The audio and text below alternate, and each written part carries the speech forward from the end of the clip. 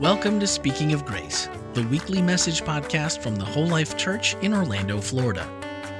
We're a multi-ethnic, multicultural, and multi-generational congregation committed to our mission of loving people into a lifelong friendship with God. We are committed to our vision of being a church without walls, fully engaged in serving the people of our community. Thank you for joining us as we continue Speaking of Grace. So we are going to be talking about family. This week we're talking about your biological family. Next week we're going to talk about your spiritual family, that thing that we call the church. So that's next week, but this week we want to talk about biological family. And the theme of our title for this series is Greater Families. And,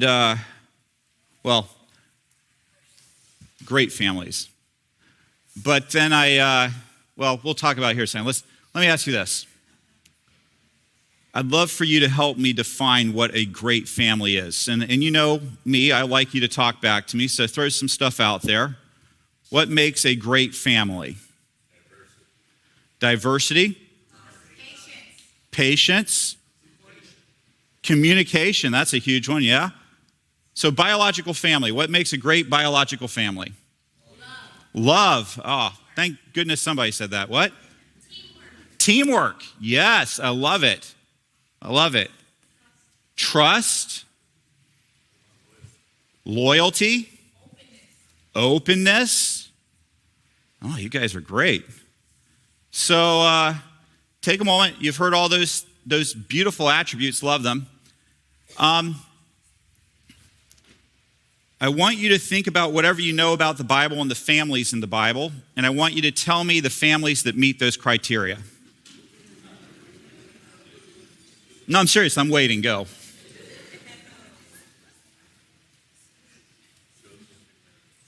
Joseph and Mary. I don't want to contradict you, but I'm about to contradict you here in a minute or two. But we'll go ahead and say yes for the moment.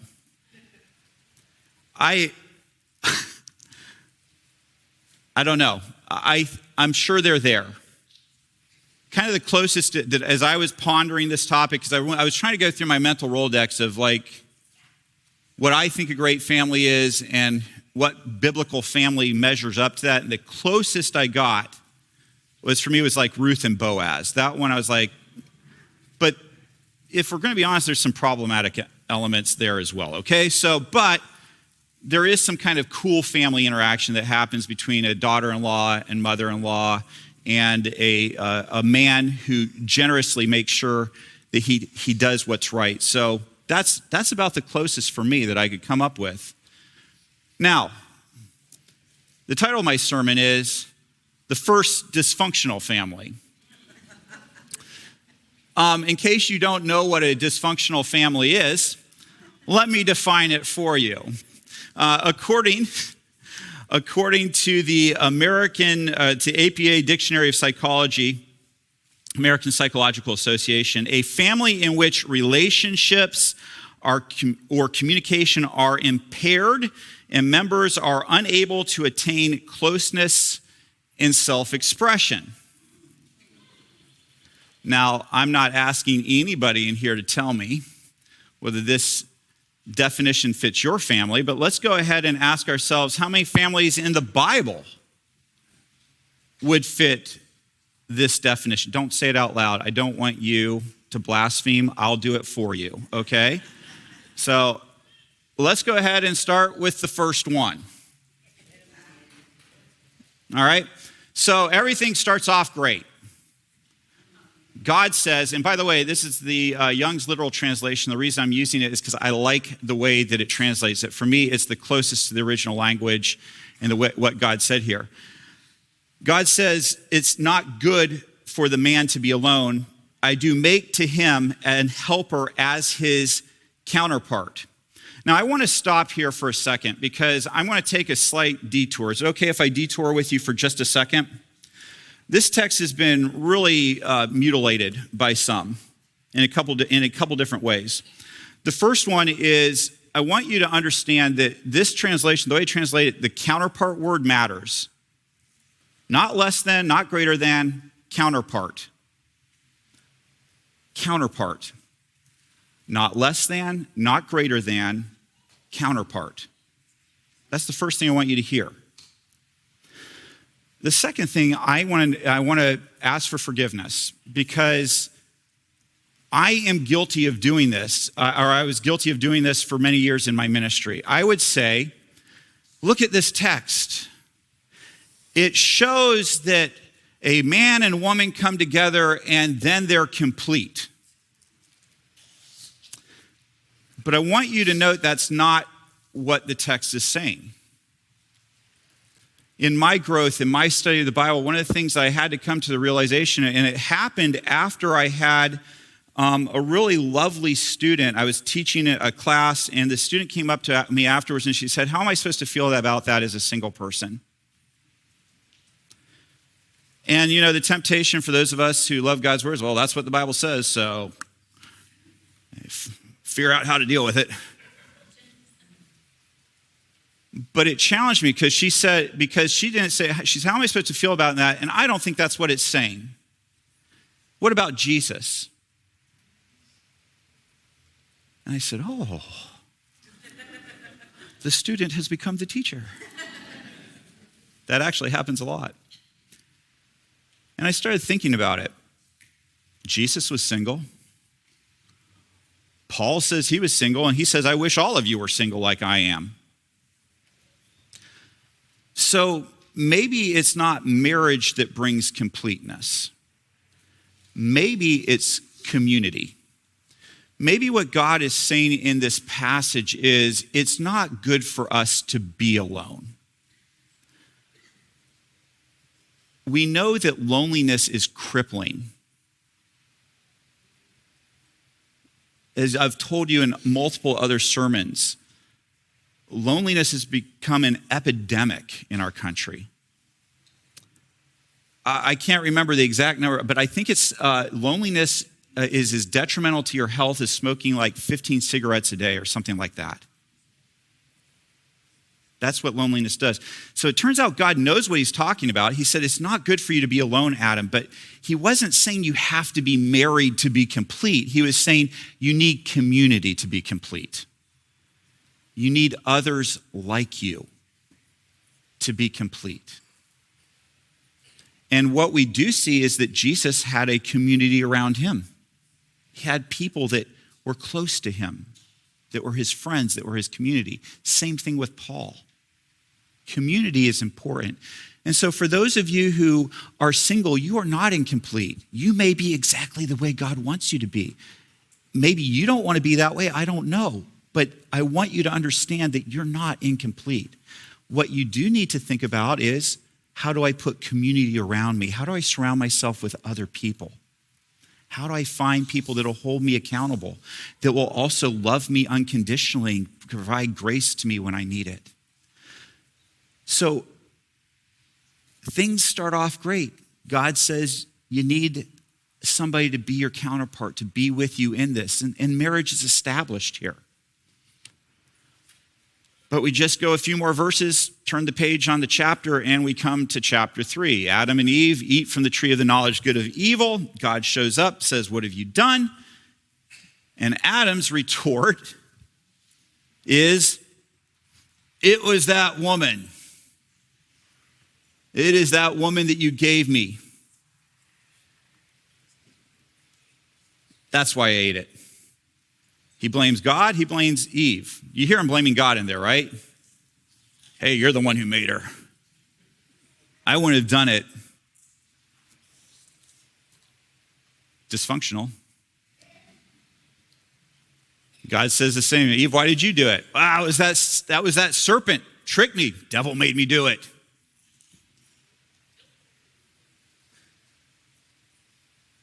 Right away, dysfunction enters. And I want to suggest to you that sin is the absence of love. It's the opposite direction. And whenever that happens, we wind up finding ourselves hurting the people around us and blaming them for things when we need to take responsibility for ourselves. It doesn't take Adam and Eve long to have 2 children. Cain and Abel. If you're not familiar with the story, the two of them go to sacrifice. God has regard for Abel's sacrifice, but he doesn't approve of Cain's. That's a sermon for another time. We're going to move past that. But what we know is that Cain did not appreciate it. And so to take care of the problem, he murders his brother. And when God confronts him on it, where is your brother? Cain's response is, am I in charge of my brother?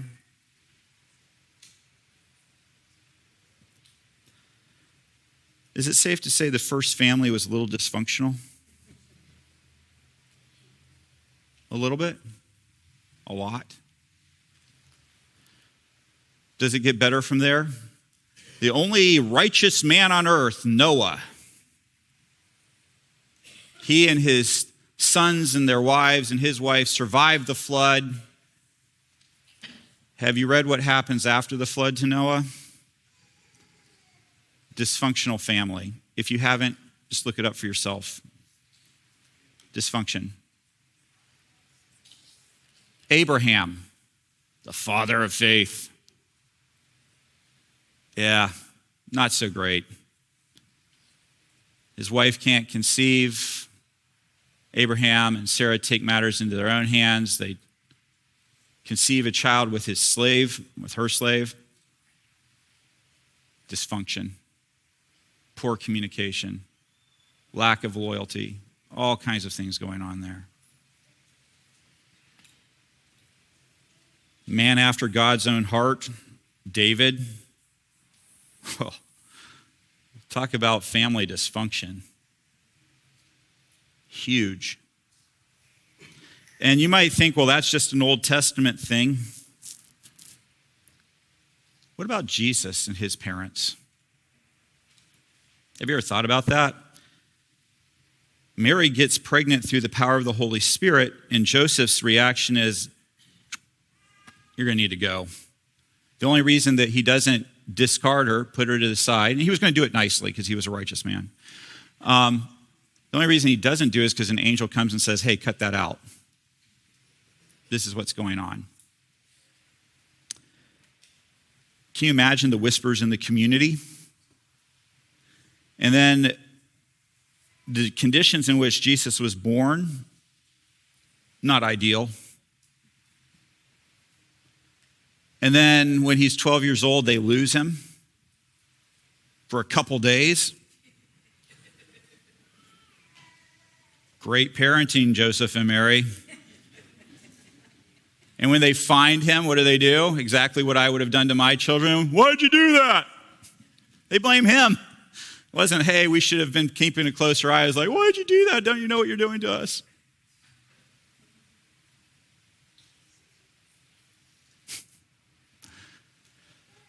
Oh, and then, this is one of my favorites. Jesus begins his ministry. He's busy out of his mind, doing all kinds of stuff, healing, all that.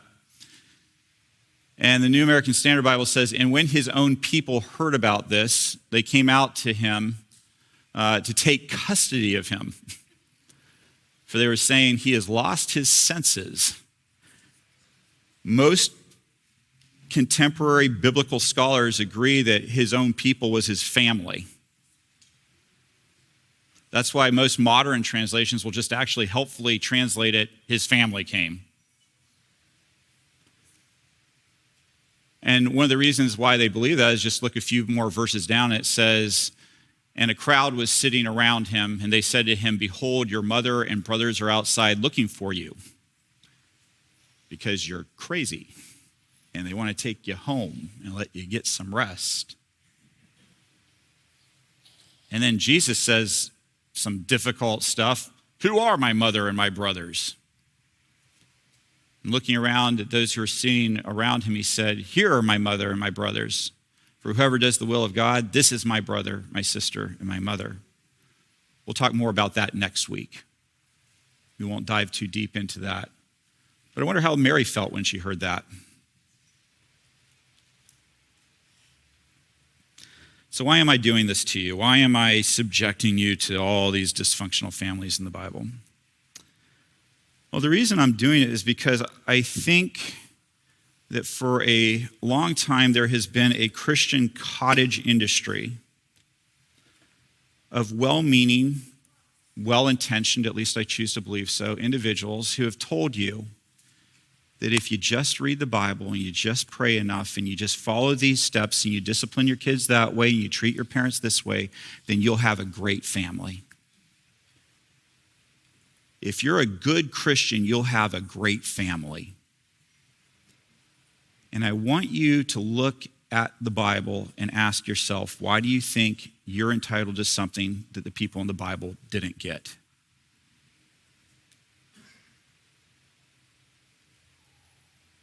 Again, well-meaning people.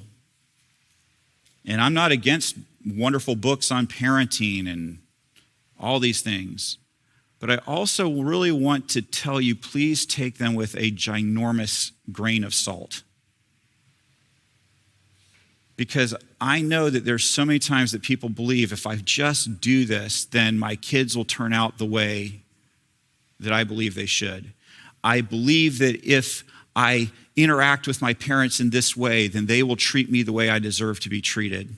I believe that if I have grace from my uncle, my aunt, then this will be the relationship I'll have. And you do all the things you're told to do, and you do not get the result you are promised. So, what I'd like to do is give you 5 steps to having a great family. I'm kidding.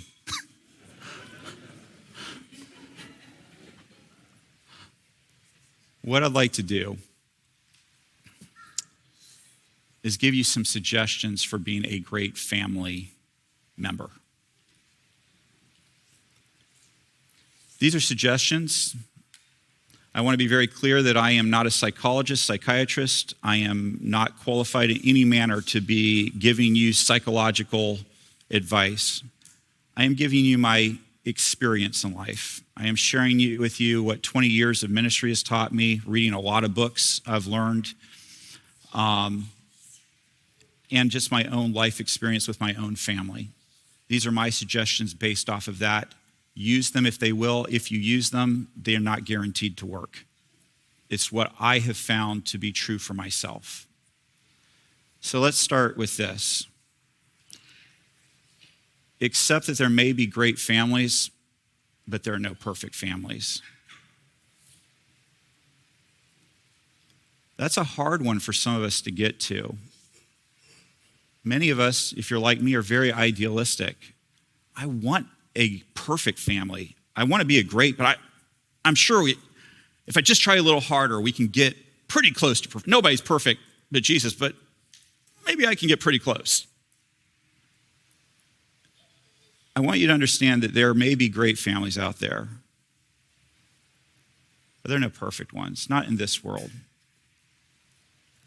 In the world to come, yes. It doesn't mean we don't strive to improve. It doesn't mean we don't try to grow, but we also don't set ourselves up for failure and disappointment when what we want doesn't happen. The next thing I want to encourage you to do is to be realistic and honest about the problems in your family. I'm not just talking about putting on a show when you come to church, right? There are more than a few families, including pastoral families, that are fighting all the way to church. They get out of the car, put on the smile, head on inside, put on a good show, go back. We all do it on our social media, right? When was the last time you posted a picture of you and your spouse fighting? Disciplining your child.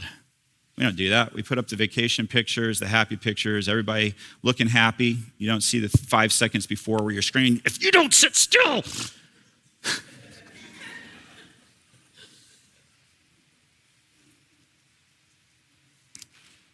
I want to go beyond that, though. I want to encourage you to be realistic and honest about the problems in your family, because you cannot fix what you don't recognize as broken. You just can't. One of the things that I've really tried to do in my family is be honest with my children as they have gotten to the appropriate ages about the issues that I have faced in my life and the problems that I have in my life. If you think about it, what's the first thing you do when you find a new primary care provider? You give them your family history, right? And my dad has diabetes, my mom has a history of cancer, blah, blah, blah, blah, blah. It's one of the things that when you're adopted is a struggle. You worry, you're like, I don't know this stuff, and I want to know. I need to know, because what do I need to be? Because if I know, I can start preparing for it. I can let my medical providers know to be on the watch out for that. But so many of us deny our children a spiritual medical history that would be helpful to them. I'm not saying you're going to struggle with the same things that I struggled with, but you do have my DNA. And you have grown up in my influence. So let me talk to you about the anger issues that I deal with. Let me talk to you about the lust issues that I've had to grapple with in my life. Let me talk to you about the dishonesty that I find myself moving towards more often than I'd like to admit. Let me talk to you about what's worked for me. Let me talk to you about what's not worked for you, not so I can tell you what to do, but to give you an idea of where I've been, and maybe I can save you a little bit of time and a lot of pain. That honesty, I think, would go a long ways in our families. And far from children not respecting their parents, I find that children respect their parents more, because don't you think for a second they don't know, or at least suspect. Just think about your parents. The other part is just being honest and owning it with your own parents. Hey, I've messed up this way. Hey, I need this. This is healthy. This is communication. It's important. So be realistic. Be honest about the problems that you have in your family. Next, recognize that you can't control your family members. A lot of us want to try to force our children to do what we want them to do. We want to force our parents to make the decisions that we think that they need to make. We want our uncles and aunts. You following me? There's only one person that you can control in this world, and it is yourself.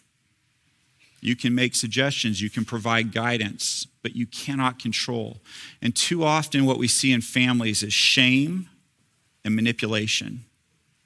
And I want you to understand, if you have not understood, that those are not godly attributes. We often will say, well, the ends justify the means. I will go ahead and manipulate my person because the means justify it. But I want you to know that rarely is that successful. Manipulation and shaming can have short-term effectiveness, but in the long term, they don't last. Because what we want is for people to have an intrinsic sense of what to do, not be afraid of a consequence. So recognize that you cannot control your family members. You can love them unconditionally, but you cannot control them. Which means you've got to take accountability for yourself. If you can control yourself, if you do have that ability, then you can take responsibility for yourself, for your actions, for what you do in the relationship. Too often we hear the words, if you wouldn't have, then I wouldn't have. You made me. No, you chose. Did they contribute? Yes. But in the end, you have to take responsibility. It's something that Adam and Eve did not do. They did not take responsibility for themselves. As human beings, we have to take responsibility for me. I can control me. I will take responsibility and be accountable. Which kind of goes, part B of this is develop yourself. If you know you have a problem with rage, it might not hurt you to go get an anger management class. It might be good to read some books on this topic. It might be good to put yourself in an accountability place. If you struggle with something, find an accountability group to hold you accountable. I mean, we talk often about AA and NA, but you know what? There's a lot of other things that need accountability too. Find those groups of people and develop yourself with them. Ask people to hold you accountable. Don't be afraid of going and getting counseling. It's something that I do regularly. Why? Because I need help. I need somebody to look at me and be able to give me the honest truth about myself who I don't live with. Counseling is so helpful. Develop yourself as a person if you want to be in a great family. This is one of the big ones in life, is having healthy boundaries. Again, for some of us, we have grown up having no idea what healthy boundaries look like. And you may need to go find a counselor to have a conversation about what that means. If you want to read a great book that I like, it's called Boundaries by Dr. Henry Cloud and Dr. John Townsend. They have a whole series of these boundary books, boundaries for marriages, boundaries, and anyway. Read it. I don't agree with everything in there, but it's a good place to start. The only person who can enforce boundaries is you. You have to set them up, you have to communicate them, and then you have to enforce them. Boundaries are loving. God had them. There's a reason why Adam and Eve didn't get to stay in the Garden of Eden. There was a boundary that got violated. God didn't hate them. He loved them enough to say, this is what needs to happen for the good of everybody. Enforcement of boundaries. Only you can enforce them. Oftentimes we want other people to self-police our boundaries for us. They will not. And they will get upset when you enforce your boundaries. This is natural in families and in public. So learn about boundaries. Understand what's overreaction and what's underreaction. The final thing that I want to suggest for you is to be grateful for what you have. So many of us spend a lot of time wishing for what we don't have. I wish my kids, I wish my parents, I wish my uncle, my aunt, I wish. But I want to go back to Lindsay's sermon last week where she talked about the widow saying, I have nothing except. You can be grateful for the except. You can be grateful that you have this. Maybe the relationship that you have with that family member is not what you wished it be, but maybe you can be grateful for some aspect of that relationship. Maybe there's nothing in that relationship that you can be grateful for, but you can be grateful for another relationship that you have. Instead of thinking about what we don't have, we can stop and say, I am grateful for what I do have. I am grateful for this part of things.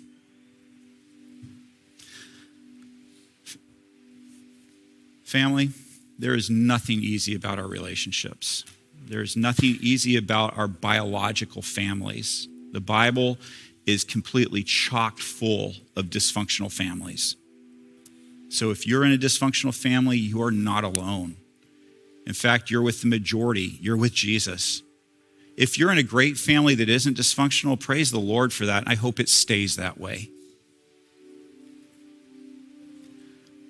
But the challenge of family is this: it is not good for us to be alone. And our families have a way of helping us grow, even in the difficult times, and maybe especially in the difficult times. So, I've given you some ideas about being a great family member. If they work for you, wonderful. If they don't, study and decide what it would take for you to be the great family member that you can be. You know, while we do this, we have people that are online. We have some of you in here who are texting in questions because I don't know about you, but every time I hear a sermon I'm like, that was a good point, but what about this? So we want to give you the opportunity to talk back to us and to share with us what you might have thought as you were hearing this sermon. And so I'm going to go out into the lobby to our online host, Stanley Pomunowski, who's been monitoring the chat that's been going on online. And Stanley, have we had any questions come in? Have we had anything there? Well, we've had some great discussion and some great comments. One of the questions that came in was from me. But The question is about not good for man to be alone. God kept noting after each creation day that it is good. Do you think that maybe God was saying that the job of creating wasn't done yet and therefore not good yet? Yeah. Yes.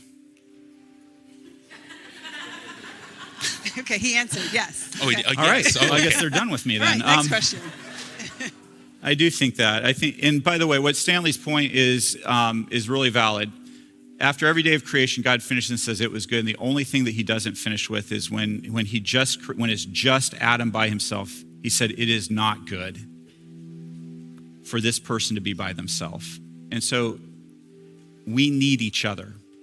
We need family. We need functional families. And so my challenge to you as we close off today is if you have questions, feel free to send them in. There's a number there. Send them in. We'll talk about them during our podcast, and we'll get to it. But in the meantime, don't be discouraged if you're in a dysfunctional family. Just be striving to be the family member that God has called you to be, to do your best for Jesus, and that will be good enough. Hi, this is Randy McGray, podcast producer and host here at Whole Life Church. Loving people into a lifelong friendship with God is our mission at the Whole Life Church, and our podcasts are designed to help facilitate conversations that help us grow together in that pursuit. Now that you've heard the message for this week, don't forget to check out the Whole Life takeaways for this message. Swipe up in today's show notes and join the conversation. Speaking of conversations, each Wednesday morning we take a closer look at the week's message. That's right, the one you just listened to. We discuss practical ways to apply spiritual lessons and ask honest questions about the issues we face as Christians, all focused through the lens of grace. Your voice is a welcomed addition to that conversation.